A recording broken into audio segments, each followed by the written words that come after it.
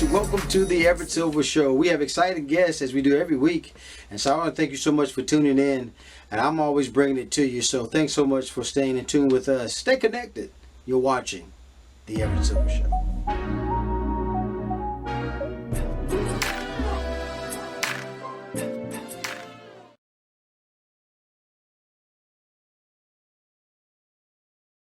Disney Channel, and I'm telling Disney Plus, brand new series, The Villains of Valley View. I have two of the stars who play father and daughter, James Patrick Stuart, and also Isabella Pappas is with us.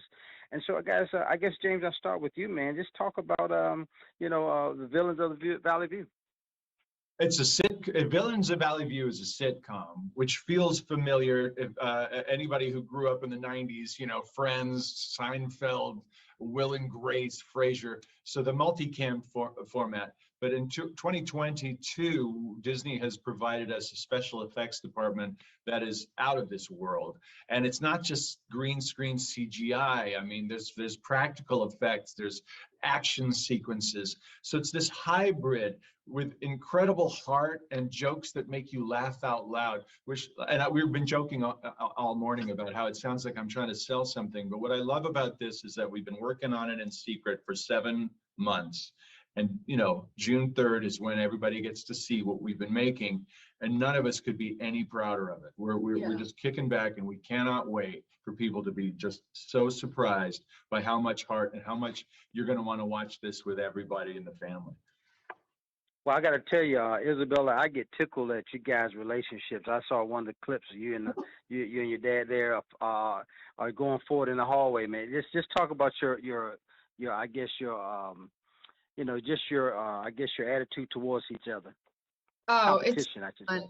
I remember that was one of the first scenes we really got to shoot together. And since then, I mean, he's like my second dad. We're super close. And it's really fun. It's fun to be able to joke with people and to be able to, poke fun at each other. And I think that their relationship in the show is so fun and interesting. And I think that every father and daughter will be able to relate to it. I think that there's elements of, oh, I hate you, but I love you, but I hate you. And also, they blackmail each other, which is probably a very extreme version of what I think a lot of fathers and daughters experience in terms of, bargaining, don't tell mom this, don't tell mom that. And, I think that it's very truthful, even in its most extreme moments. And I think he's given up trying to parent this one. I think it's just outwardly competitive.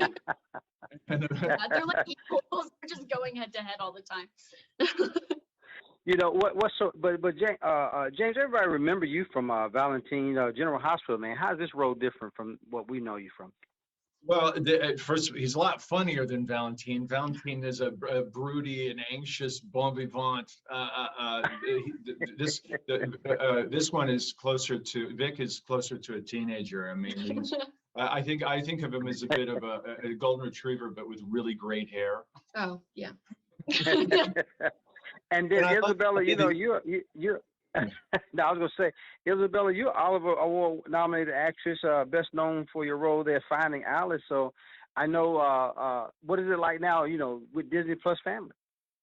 It's amazing. I mean, I never thought I would be doing something like this. I'd really, up until now, I'd only done, serious, more like drama centric roles, and this is just something completely different, but I love it so much.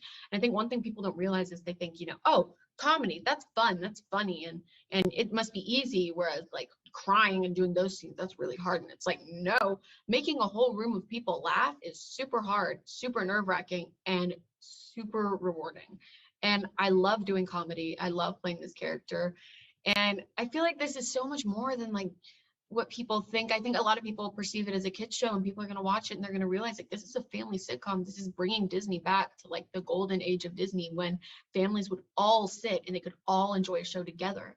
And I think that it's really going to bring back that kind of, I think, family bonding time where, everybody sits and watches something together, and it's not just everyone off in their separate rooms doing their own thing.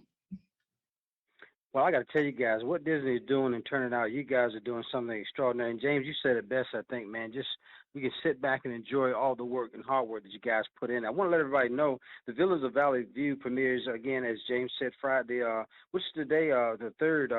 Has two back-to-back, I believe, episodes at 8 p.m. on Disney Channel. Also, I believe the first 5 episodes will be available on Disney Plus on June 22nd, I believe it is.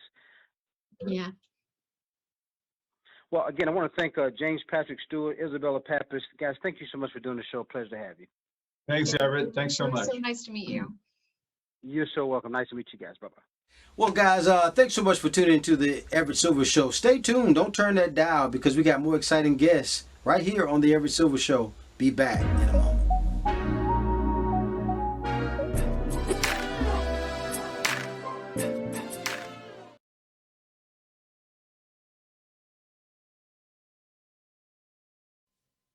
Hi. Hey, Alicia, and hey, Tom. Thank you guys so much for doing the show. Pleasure to have you. Hi. Nice to meet you. Hi.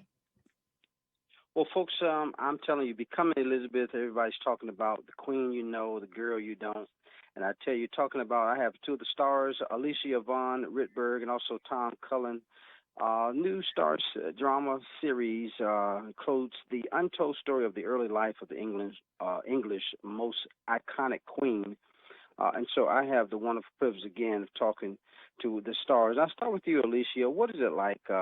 Let's talk about this film that everybody's talking about. Well, I think it's just so much you do not expect. I mean, it's like having a look behind the curtains, and what is waiting for you is not just an incredibly dangerous and dark world, but also just like a psychological portrait of a young girl coming of age, enveloped in an incredibly difficult relationships with her brother and her sister, where she has to make decisions that you do not want to make, where she's in a very difficult relationship and tries to fall in love for the first time with her stepfather, which shouldn't be. So I think it's just so rich in things you would not expect from a royal period drama, and so many things you just did not know about her. Right, and Alicia, you know she's you mentioned her being a teenager, but can you, from her becoming this, embroiled in this political, sexual politics of the English court, that has got to be something. Yeah, I mean, I think it's just the fact that we're not like it. I think it's all gray tones. I think the way she wants to fall in love and not follow her duty, I think it's so human. And while you fall in love with her and see it through her eyes, I think you're just as shocked as she is when things go wrong. And I think the way this drama takes the audience with you, and you sometimes wake up and you're like, oh my, how could I not see that? It's just right. all these in-betweens that are so very special about it, and so unexpected. Yeah, and Tom, you're so serious, man. Your character is really, is very engaging, man. You're serious there, and talk a little bit about your character. I don't want to give too much away. Yeah, he is a complex guy. He's the most complex character I've ever played before. He is headstrong, he's funny, he's passionate, but all of those things lead him to kind of not really looking beyond his nose, beyond his own sphere, and so he makes bad decisions. And he's very much driven by a hatred and a jealousy of his brother, but also by a passion to live his life to the fullest. But what that means is that he has a very large trail of destruction behind him. So yeah, that's all. Yeah, it just seems like Tom, he's just always brilliant. Up to something. He's fun to watch and play, but he's dark. Right. And then, Alicia, talk about how this role is different, because I remember you, David Ayer's Fury with Brad Pitt and Our Kind of Traitor. Talk about this role, though. This is a lot different role, correct? Well, well, I am German, so I think the moment I got this part, I thought they were joking. Playing a British queen was just like beyond everything I could imagine, and them like being part of this insane cast and knowing that you're portraying someone who's been portrayed by the most amazing actresses I know was just very intimidating. So I think I just felt so grateful that I took a bloody village to get me to the point where I had the accent and the horse riding and the calligraphy and the piano. It was just a whole world of learning, like education and learning skills, and then allowing her to have a soft and vulnerable voice, rather than going with a character that already by the age of 14 knows what she actually wants, is, I think, a decision I'm very grateful for, and that is one you would probably not would have thought of. Yeah. So right. I like the fact that she is. We allow her to be actually the young girl that she was at the time. Right. And then, Tom, to your credits too, man. I remember Black Mirror, which got some critical acclaim there from Emmys. But talk about, I mean, you also, I think it was Charlie Dorfman's Barbarians, Castle in the Ground, and the other half. But this role here, I mean, it's kind of more intense than those. Just different than those other characters. Yeah, I haven't played a part necessarily like Thomas Seymour before. I normally play quite serious, brooding characters, so it was fun to play somebody so alive. It was exhausting, but fun to play, and I think that he's a kind of indicative of what this show is. He's not a character that I've ever really seen before in a period drama of this ilk. And I think that is very much for a lot of the characters in the show, and the way that the show is built. It's very different than any other period drama of its kind. Anya Reese, our showrunner, she was only 28, 29 when she was showrunning the show. And she's this kind of very cool, very punky young woman from South London who you would never expect to write a period drama. And I think that the show really has her energy. It's a punky energy, a funky show full of this kind of fantastic energy. And Thomas Seymour's definitely within that kind of framework. Well, I got to tell you both, I enjoyed what I saw. It either captured the timeline. I mean, just the filming of it just seemed to be breathtaking. But I want everybody to know, Becoming Elizabeth premieres Sunday, June the 12th at 9 p.m. on Stars. Available at also midnight on the Stars app, All Star streaming, and also on-demand platforms. So again, I want to thank Alicia Von Rittenberg, also Tom Cullen. Thank you so much, guys, for doing the show. Pleasure having you. Thank you. It was nice to meet you. And nice to meet you guys as well. Bye-bye. More guests coming your way. Don't touch that dial. I'll be back in a moment.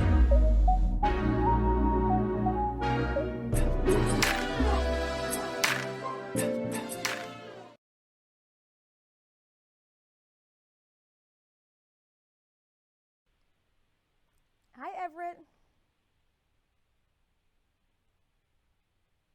Kathy, may I say what the last product or two products are? Thank you. Hey, Alicia, thank you for doing the show. You there? I'm there. Thank you for having me. What a pleasure to have you, Alicia. Well, folks, my guest is with us. How to cut through some of the clutter and be savvy shopper, and just look for some of the red seal of approval from Product of the Year. And America's largest consumer voted award for product innovation. And so here to give us some of the sneak peek of some of the winners this year is TV host Alicia Quarles is here with us. And again, good morning, Alicia. So what's the Product of the Year? Good morning, Everett. Well, actually, there's 40 products of the year. So these were voted by 40,000 real American shoppers like you or I, and they narrow it down. So yeah, if you win, you get that beautiful red seal of approval. Should I take you through some of the products? Now talk about some of the winners.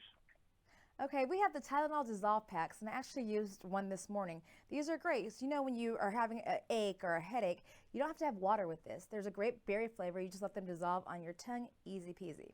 Now, the next one has got to be glued. It's a 2-in-1 spray rack, so you're getting 2 products for the price of 1. Basically, leaves your hair set in place, but without being, you know, all stiff. You still have some movement. There's also the corn meatless homestyle kickin' chicken cutlets. So for the vegetarians out there, if you just want to have a veggie day, this one works. It has the same consistency as chicken. There's one that's really hot and one normal one, and it's really delicious. There's also Captain Morgan Captain's cocktails to go with that kickin' chicken. All you have to do is pour these over ice. Comes in 3 different flavors. We've got Mai Tai, Tropical Punch, and Long Island Iced Tea. And of course, there's Aunt Millie's Bakeries Live Carb Smart. You can put your kickin' chicken on that carb. There's only 2 grams of carb per slice, so it's just delicious and high in fiber. And then any other things we need to know about Alicia? Yeah, there's some good stuff on here. There's also these cracker cuts. They come in 3 different flavors. They're from Aldi, and you know they're easy peasy because they're already pre-cut. So I really enjoyed that one. I love Takis. Takis are delicious, but these ones are cool. They're blue. They're called Blue Heat. They were supposed to be limited edition, but the people liked them so much they came out and they kept them around. Also, always a staple is Lysol. Let's be real. So these wipes are basically plant-based, and they kill 99.9% of germs and bacteria, including the virus that causes COVID. I tell you so many wonderful things, and then I tell you any last-minute things we need to know, Alicia. Well, yes, you know, you don't have to be last minute about it, because if you can go to productsoftheyeurusa.com, you can check out all 40 products and, you know, get involved. It's a lot of fun on there because you'll discover stuff that you didn't even know about. Well, I want to appreciate again TV host Alicia Quarles has been with us, giving us those wonderful things. Where do we go for information, Alicia? Go to productsoftheyeurusa.com, and all 40 products are listed. And also look for the red seal of approval wherever you're shopping or if you're shopping online.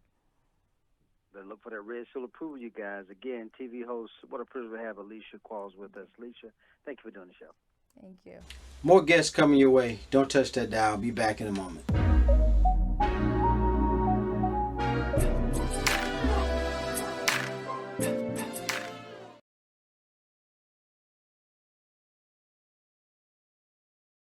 Hello, Everett. I want to say good morning to you, Lindsay. Thank you so much for doing the show today.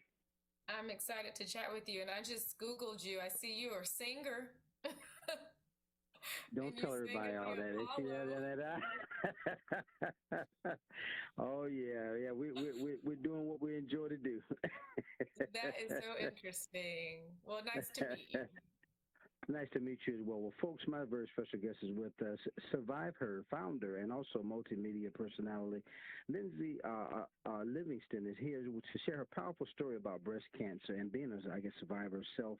I want to thank, again, Lyndsay so much for being with us. So, Lyndsay, can you share your journey about breast cancer, being a breast cancer survivor? Sure, and thank you so much, Everett, for having me on. In July 2019, while working in the New York City area, I felt a lump in my right breast. I scheduled a doctor's exam, and I had my very first mammogram at the age of 37. I was diagnosed with triple negative stage 2B breast cancer, which is an aggressive form that affects Black women at a higher rate. I relocated back home to Houston to start treatment, boarded a very fast-moving train to remission that included that treatment plan included chemotherapy, and initially was to include a lumpectomy and radiation. But Everett, I received a call from one of my cousins on my dad's side of the family, and she alerted me to the fact that breast cancer ran rampant on our dad's side of the family. She was diagnosed at the age of 29. So I shared that information with my doctor, and my doctor ordered a medical genetic test through Invitae. Those results reveal that I carry the BRCA1 gene mutation, which puts me at higher risk for breast and ovarian cancer. So those results completely changed my treatment plan. So I underwent 15 rounds of chemotherapy. I rang the bell, and then I had a bilateral breast mastectomy, breast reconstruction, removal of ovaries and fallopian tubes to reduce my risk of breast and ovarian cancers later on in life. It was a lot, Everett, as you can hear. Well, I can just only say because you, Lindsay, were a leading successful career there in the New York City area, as you say, TV news personality, and discover this. But I'm also astounded by the number of 16.9 million cancer survivors, though. So tell us about your medical genetic testing and how has it impacted your cancer journey. Yes, so through the medical genetic test through Invitae revealed that I carry the BRCA1 gene mutation. So those results really informed my treatment plan and changed the course of my treatment plan. And my doctor recommended a life-saving, really a preventative measure to get the bilateral mastectomy. And for other individuals, it could mean, or genetic test results could mean increased screenings through MRIs. So knowledge is power. Knowing your family history is power. And oftentimes in the Black community, we don't talk about it. But had I known years before my diagnosis, I could have taken the preventative measures. But, there's a blessing in everything. And I'm so glad I learned when I did that I carry the BRCA1 gene mutation so that I could do something about it. And then with that being said, Lindsay, what advice then would you give other Black women who want to be proactive about their health?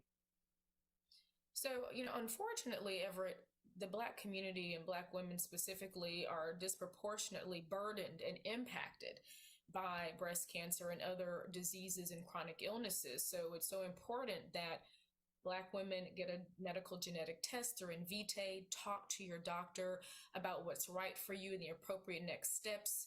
And those results could reveal that you're at risk for cancer. It could also reveal you're not at risk, but there's power in knowing. So I highly recommend you advocate for that genetic test, which sometimes is not offered in the doctor's office. So you advocate for it, you talk to your family members about it, and you spread the word. And with it being National Cancer Survivors Month, now is the time to do it. Lindsay, I tell you, what a wonderful privilege just to have you and sharing your story. So much information I know we can also gather. Where do we go? You can visit Invitae, INVITAE.com for more information to learn about resources, about tests, etc. I tell you, Invitae, I tell you where you want to go and visit.com. I want to thank again my special guest, the wonderful Lindsay Livingston, and share her powerful story. Lindsay, what a pleasure to meet you, and thanks for doing the show. Thank you so much, Everett, for having me on. You're so welcome. Bye-bye. More guests coming your way. Don't touch that dial. I'll be back in a moment.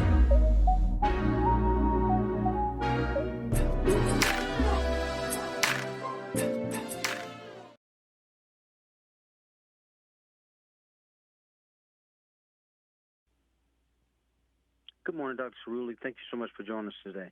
Hi, Everett. Can you hear me okay? I can hear you okay, and thanks again for doing the show. Well, folks, my guest is with us. It's not just about kids, though, what you need to know about ADHD, also in adults and the importance of diagnosis. And I have board-certified psychiatrists, also our ADHD specialist, Dr. Teresa Cerulli is here with us. And we're going to talk about, how leaving undiagnosed can affect our lives. And that being said, doctor, what does ADHD look like in adults? Thank you for inviting me to talk about this important subject. ADHD in adults has the same three core features that it does in childhood, and that's inattention, hyperactivity, and impulsivity. However, it appears different in adulthood because the hyperactive and impulsive symptoms tend to abate with time, so they're more subtle in the adults. Adults with ADHD may have an internal sense of restlessness or fidgetiness, but not so much the observable hyperactive impulsive symptoms. However, the inattentive symptoms persist into adulthood in a often disruptive way, such as the not paying attention to details in conversations or in paperwork, difficulty with following through on tasks and sustaining attention to finish tasks, so it affects productivity. Also, trouble with organizing time management, goal-oriented and directed behaviors can be a challenge for adults with ADHD. Forgetfulness, this comes up a lot in my practice. So ADHD is, in adulthood, it's still there. In fact, 4.4% of adults in the US have ADHD. We're still very much underdiagnosing this condition, though, in adults. About 75% of adults that have ADHD don't know they have ADHD. So here to raise awareness and hopefully spread the word with regard to doing a better job for us clinicians to diagnose and pick up on these challenges. And then, Dr. Cerulli, talk about how serious the consequences of leaving ADHD undiagnosed. Yeah, I'm going to share some examples of what this can look like. I learn from my patients, so I might as well share, and hope all of you can as well. An adult with ADHD, a male patient of mine, had recently described in terms of forgetfulness, he forgot that he had his toddler in the car seat in the back when this adult was on the way to work. He was supposed to drop his son off at daycare. It wasn't part of his normal routine. Mom usually did this step, so he forgot, and the child was asleep, so the poor kiddo missed his stop at daycare. Dad realized when he got to work that he had made the mistake, the error, so to speak. But this is what it can look like in adult ADHD. It can be quite disrupted, just everyday, day-to-day tasks that become quite challenging, and in family life can have some serious consequences. Then, Dr. Cerulli, talk about what treatment options are available out there for adults for this disorder. So ADHD in adulthood, I recommend a multi-pronged, multimodal treatment approach, meaning both medications and non-medications have been shown to be, in combination especially, effective for treating ADHD. And for non-medications, maybe things like ADD coaching, therapy, family therapy, in children, school support, certainly. And then medications that are available, we've had both stimulant medications and some non-stimulant medications over the years. I'm excited to announce that the FDA actually just approved a new novel non-stimulant medication for adults with ADHD, and that's Qelbree. I've been in the field for 20 years, and this is actually the first non-stimulant, non-controlled substance in 20 years that we've had available. So most of our listeners here probably have heard more about stimulants because we've had more treatment options. There really was only one other non-stimulant for adults. So this is good news for the field. And then we got to tell us where we go, doctor, for further information. If you're interested to learn more about adult ADHD, I would recommend ADD.org, that's the Adult Attention Deficit Disorder Association's website. And then for Qelbree, the new non-stimulant, non-controlled medication that the FDA just approved is Qelbree.com. That's Qelbree. I'm spelling it because people keep wanting to put a U in, and there's no U in Qelbree. So more information, that's helpful because a lot of your practitioners are not going to have heard of this medication yet, so we can educate ourselves and others. Well, again, I want to thank, Dr. Teresa Cerulli has been with us, board-certified psychiatrist, also ADHD specialist. Make sure, guys, you go to ADD.org, or, again, as she said, is it Qelbree or QELBREE.com, I believe it is. You got it. So thank you so much, Doctor, for doing the show. Thank you so much for having me. Okay, you're welcome.